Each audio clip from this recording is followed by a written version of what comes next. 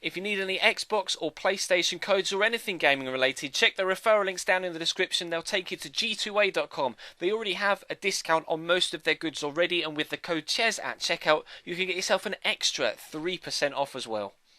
Hey guys, how's it going? Ches back again and welcome to episode number 56 of the Career Mode Road to Glory here on FIFA 15. Today we've got the Season 2 Roundup to let you know how things went down in this second year and how all of the other competitions went through. We'll have a final squad report before we head into Season 3 and have a look at transfer targets in tomorrow's video. Now, of course, as you can see, we finished second in League 1, which means we do get automatic promotion into the Football League Championship, which is fantastic. We just about pipped Barnsley there on goal difference, so delighted to have done so. A bit disappointed after being top for so long in the season not to have gotten the title, but Birmingham definitely finished the stronger, and unfortunately with the 3 or 4 different broken ankles or sprained ankle injuries we had towards the end of the season, that was the reason why we weren't able to maintain our good run of form. Unfortunately, Doncaster, Bradford, Burton and Chesterfield will be leaving us, but it was actually Walsall that came up via the playoffs. They've won the playoffs, so it'll be ourselves, Birmingham and Walsall in the Championship next year from this particular League 1 fixture. As you can see, Chelsea won the FA Cup after, of course, beating us in the semi-finals. They won 2-1 against Manchester City after City got through against Everton. The Capital One Cup was won by Manchester United rather convincingly 4-1 over Aston Villa after a similar scoreline 4-1 over Liverpool in the semis. We, of course, won the Johnson's Paint Trophy. That was a live commentary about a week ago now. Delighted to have come away with a trophy this year, considering we didn't win the league outright this year like we did last year in League 2, and again confirmation that Walsall will be the side joining us in the Football League Championship next year thanks to their win in the playoff final. Juventus won the Copa Europe at the beginning of the season, or the European Super Cup, so congratulations to them. The Champions League winners were Bayern Munich after beating Barcelona 2-1. Both sides cruised through the semis. 7-1 Bayern over Inter. That's incredible, especially after Inter had knocked out Real Madrid in the quarterfinals. That's quite a resounding victory for them. And the Europa League, once it eventually turns the page, was won by Napoli, who, of course, we're actually at Napoli right now in the My Player as well. So that is how the other competitions that we were necessarily involved in, or of course the big competitions, went down. We'll have a quick look at the big leagues, the biggest leagues around Europe, etc. See who won the BPL and Serie A and La Liga, etc. And then we'll have a final squad report. And also I want to quickly show you my transfer negotiation situation right now. But as you can see, Chelsea win the Barclays Premier League as well. So they won the FA Cup and the BPL. They've done the double this year. Manchester United second, City third, and Liverpool get the final Champions League spot by finishing fourth. And Arsenal are in the Europa League next year. We'll have QPR, Norwich and Watford joining us in the Championship for next season. So unfortunately for them, they will be relegated, but Derby County stay up in the BPL. Leicester City and Cardiff have gone up automatically, and then again it will be one of Burnley, Wigan, Fulham or Reading that go up. And unfortunately we won't be playing Bournemouth, Sheffield United or Blackpool, because they'll be bypassing us on their way down as we go up into the Football League Championship. So delighted that we've gotten promotion in back-to-back seasons. Bordeaux, of all sides, win Ligue 1 in France by 6 points ahead of PSG. That really is a turn-up for the books, with, of course, Monaco sat in third, as you might expect, just behind PSG on their tails with all of that money. And our former club in My Player, Lyon, finishing fourth in Germany. No real shocks. Bayern Munich finishing first. Borussia Dortmund finishing second with Wolfsburg in third. Quite different to how Dortmund are having their fairings this year in the Bundesliga in real life, but still, on FIFA terms, they are still definitely the second best side in Germany. And it was very close, as you can see in Italy. Juve winning by a point ahead of Inter, who were a point ahead of Roma, who were just 2 points ahead of Milan. So any one of 4 sides could really have won the league this year in Serie A. That really is quite tight, isn't it? Juve, though, will be delighted to have come away with another Scudetto. Ajax win in Holland, Porto win in Portugal. Quick look at Zenit in Russia, Celtic in Scotland, no surprises. And then Barcelona win the league by 5 points in La Liga as well, with Atleti sat there in third, a long way behind, which is quite surprising. No surprises, though, that Valencia were the side that finished fourth, and Sevilla and Athletic Bilbao were the two sides to finish fifth and sixth, as you might expect in a lot of the leagues around Europe in this second season. I will quickly show you my transfer negotiation situation right now, because I currently have offers in for a lot of free agents. Lol, look at that. That's all the various different offers we've had for Kwesi Appiah so far this season. That's ridiculous, isn't it? He clearly is my most popular player, but we've had these players are all being off contracts on as free agents, because of course we've got a larger wage budget now because of all the prize money we've won this year. So I'm trying to spend it all before the next season starts. That way we don't lose out on any potential income and could actually sell some of those players on in the next season and find ourselves with with a decent amount of money to spend. We've got £20,000 in the wage budget right now. I've got a little bit in the transfer budget just to make sure that signing on fees, etc., can be afforded, because they do tend to come into account when you're signing new players, etc. But as you can see, we actually have Kwesi on the bench at the minute because he was injured. But he can now go back into the first team, and Armstrong could go onto the bench. Although, of course, he's on loan this year, Armstrong, so he won't be in there in next season. But I'll give you a quick squad report to round out this second season. I'm thoroughly delighted with how this series is going down so far. You guys continue to support it. It isn't my most popular series, and I'm well aware of that, but I really do enjoy putting it all together, and I will be continuing to do so for the rest of the year. So hopefully you guys are continuing to enjoy it. We will be hopefully in the Premier League before too long. As you can see though, Davide Coppola was our first team goalkeeper. Let's sort by actual position then, shall we, rather than going through the first team that way. So of course he's on loan right now, but he's been growing quite nicely and actually done quite well for us this year. Loads of clean sheets and a very high average rating as well, so pleased with that. Pierre Sylvain Abogo was the player that we signed as a free agent at the start of the season. He's not really been growing at goalkeeper stat wise, but he has been growing in other stats, just not quite where we might want him to yet. But 8 clean sheets in 19 games isn't that bad for a 60 rated goalkeeper.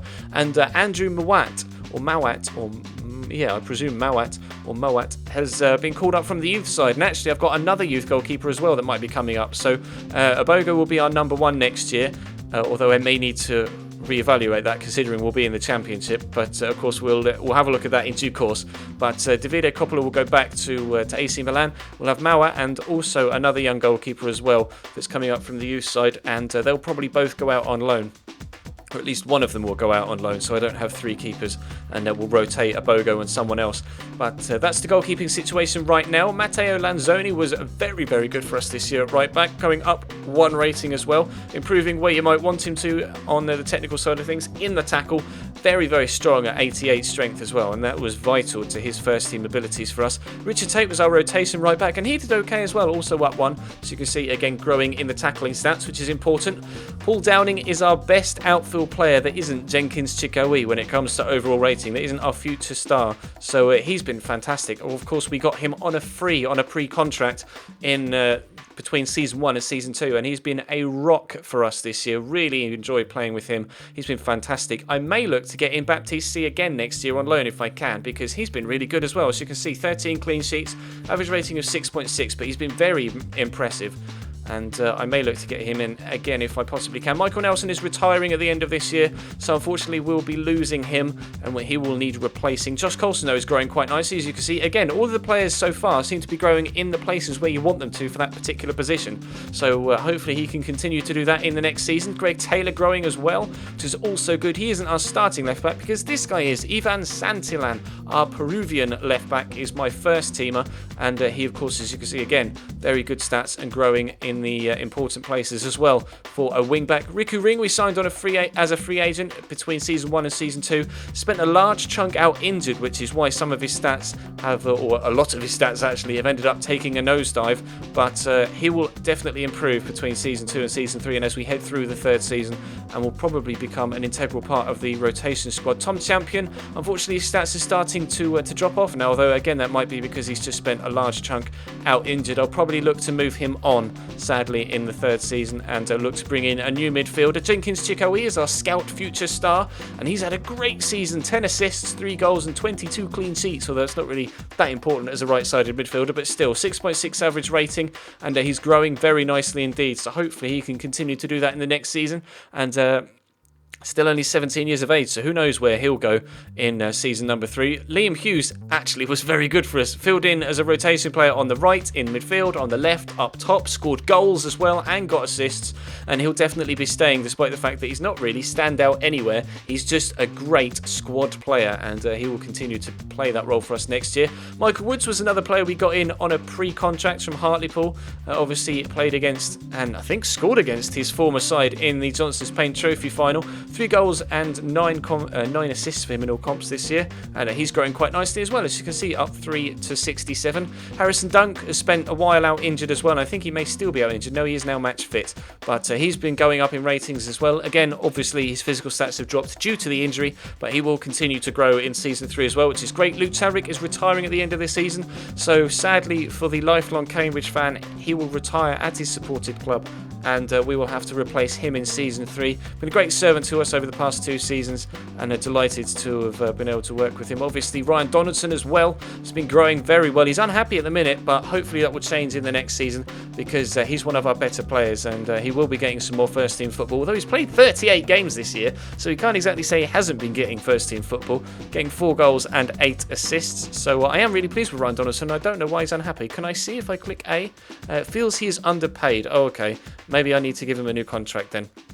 Actually, I think I went to give him a new contract and he wanted something ridiculous, which is why he doesn't have one yet. But I'm just going off memory there, so I may be wrong. Adam Armstrong scored 14 goals in 35 games and got 8 assists during his loan spell from Newcastle, and has gone up 4 ratings as well, which is fantastic. I probably won't look to bring him in next year. I can't quite remember what his wages are. 9 grand. That is a lot of money. He wasn't on that when we brought him in, so he must have signed a new contract at Newcastle throughout this particular second season, because his wages weren't that high when we signed him. Otherwise, I wouldn't have brought him in. But Kwesi has been our top goal scorer. 26 goals in 42 games, 9 assists as well. Obviously, one of our better players, growing nicely as well. Spent a little while out injured, but that hasn't affected his stats whatsoever. Tom Elliott has scored 19 in 29. He broke his ankle, otherwise he most definitely would have been our top goal scorer. Almost certain of that. But he, again, will continue to be my first team strike partner with Kwesi Appiah, unless we can bring in someone incredible next season. Robbie Simpson continues to grow and baffle me, scoring 11 goals and getting 8 assists this year. I love Robbie Simpson. He's a fantastic player. I just didn't think he was necessarily cut out for the level of football we're playing at, or will be playing at next year.